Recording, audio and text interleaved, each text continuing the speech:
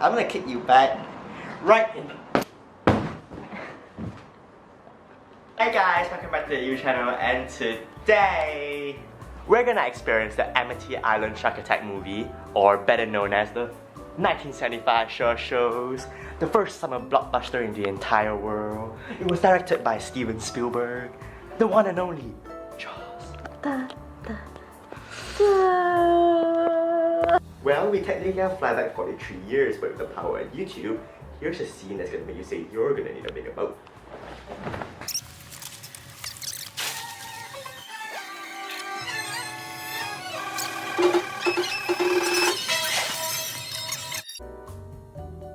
Well, for those who didn't watch the film, here's a little short summary for you.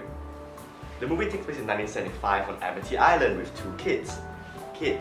Well, one was too drunk, the other one was too horny. They both decided to go for a swim. One ended up falling off the pathway, another one getting eaten by a shark. Well, later in the film, one people got killed by the shark, but Chief Brody decided to close the beach, but the mayor wouldn't have it. So he decided to hire two people.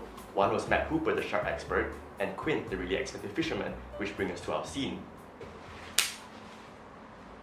In this scene, we all saw that Captain Brody was going face to face with the Devil's Red man-eating machine, which brings about the point about in this scene, where the whole scene was mainly focusing on the shark. But what we not realize are the techniques being used in the background to actually out the suspensefulness. That's why in this review, we're going to focus on two techniques, which are sounds and camera angles. The power of sprinkle me some stars, because people use the absolute best background music to intensify audience.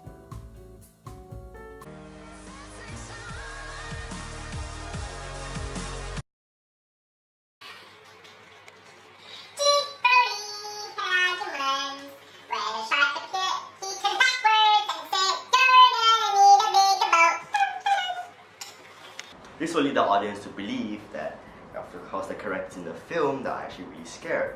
We can identify this point because Captain Brody was actually using a very low and dim voice. As when people use low and dim voice, we actually know that actually they're very scared. However, later on in that clip, we could see that Matt, Quint, and Brody were having a rather slight nervous conversation about how gigantic the shark was. This has allowed the audience to have a little picture in their mind about how gigantic the shark was. This adds a little more suspenseful feel to the movie experience at the time. Based on my opinion, I think Steven Spielberg used the absolute best sounds that he could possibly use, as the dialogue actually states that the shark was about 25 feet and 3 tons, as an average human is usually about 5.5 feet. Wow. Ooh, and 0.09 tons. Well, we tend to feel like nothing compared to what Bruce is. And take a deep look inside the camera angles that were shot inside the movie, we actually could see there were actually more than one, as actually camera angles actually strike fear and suspensefulness inside the hearts of audiences while watching the film. Well, inside the scene, we actually could see high angle shots, medium shot, close-up shots, and over-the-shoulder shot. When the shot was taken in high angle, it actually shows the glimpse on how big the shark was. And as you know, when it's shot in high angle, it actually makes the audience feel very vulnerable to a flying salmon in your face. And to add a little more small points on it is that during 1970s, there actually were more shark population during the time. And during the time, they were actually in the middle of the sea, which actually gives a very unsafe and a very lonely feel.